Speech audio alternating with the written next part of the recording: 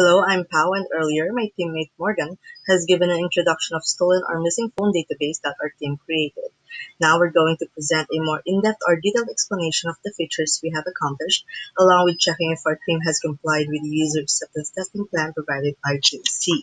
Generally, we have followed the layout design and documentation, and if we test for responsiveness, we can see that the website is mobile-friendly and adjusts accordingly to the screen size of any device.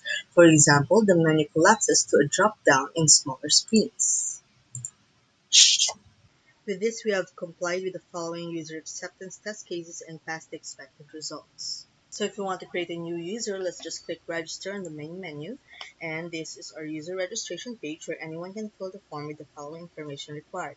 As you can see, if I just click on the register button, it will not allow me to proceed with registering or creating a new account, and this is due to proper form validation we have implemented on both the front end and the back end. So if we register a user with valid values, we should be able to create a new user and will be redirected to the dashboard. But if we try to register again with the same information like what we registered last time, it will produce an error because we have already registered with that username and that email, and the database or the system will detect that it's already existing in the database. Therefore, we have passed the following user acceptance test cases. So to log in, we click on Login on the main menu, and here we have the login page where we are able to enter our username and password. You will be able to go to the dashboard upon successful login. If you have entered an incorrect username or password, the system will return an error and you won't be able to log in. The following user acceptance test cases have been satisfied.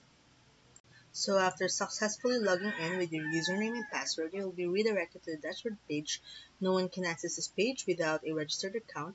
As we can see, upon logging in, the system will determine if you have administrator access or if you're a normal user.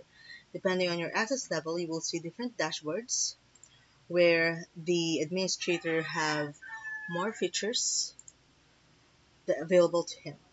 From here, we will first show the features that the normal user can do, and then we will show the extra features that an administrator can do. Take note that administrators can do all the things a normal user can, just with additional privileges. Any user can edit his or her own profile by clicking on the top right corner drop-down and click Edit Profile. We also have proper validations here. If we leave the contact number blank, for example, it will not allow us to submit a form.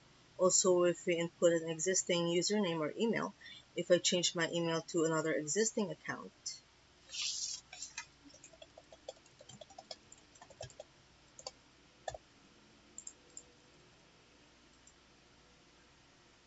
it will also return an error. If we have entered valid values, it will save the information and update the user's profile.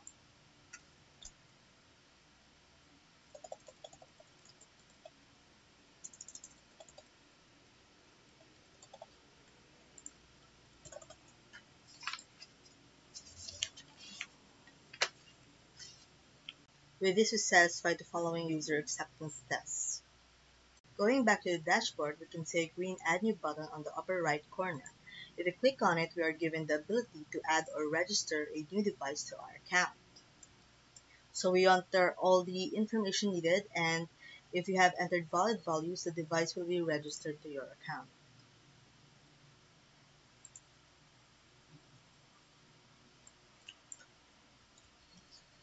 If, for example, we entered the same IMEI again,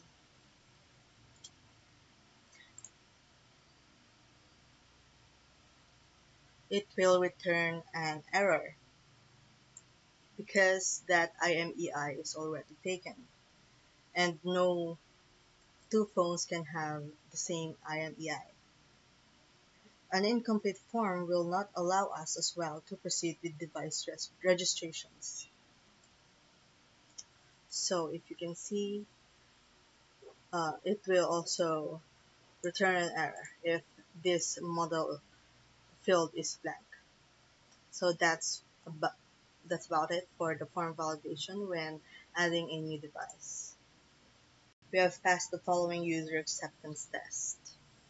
So if we look on the dashboard again, we see our registered devices listed, and we have 4 buttons available to us per device: the view, the transfer, the edit, and remove. If we click on view, we see a more detailed device profile just like what we registered a while ago. If we click on transfer, we are able to transfer the device to another user by entering another valid username. If the username does not exist, it will display an error. So the user must exist for it to be transferred. So if the transfer is successful, the device would be listed under devices for transfer to someone else, and it will be pending for approval by the user that was transferred to. If we click on edit, we can edit the device information. We have proper validation implemented. If we click on back, we cancel the editing and go back to the dashboard. Otherwise, if we enter valid information, we proceed with the device information update.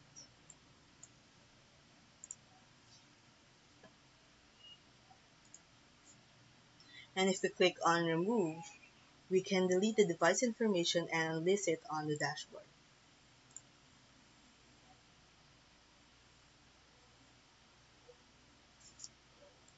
With this, we have satisfied these user acceptance tests. So a little more about transferring devices. This is what I was saying a while ago.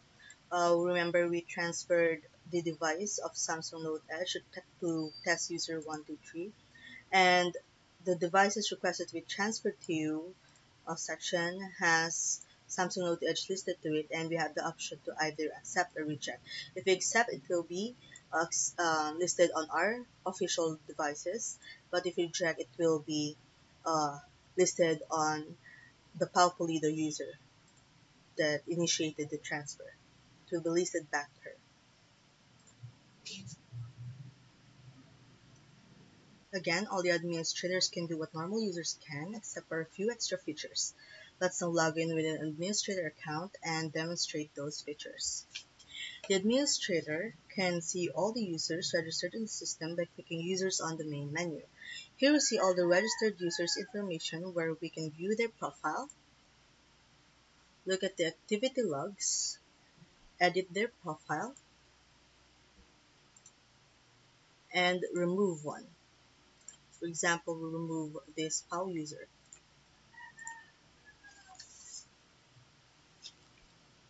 And so the following user acceptance tests are satisfied. So going back, the administrator can also see all the devices registered in the system by clicking Devices on the main menu. And here we see all the registered devices information where we can view the device. We can also transfer it to another user, edit the device information, and remove the device from the system. For example, we remove this one. So these user acceptance test cases are done. On the next section, Diana will talk about the activity log pages and will further explain more about STORMPD. Thank you.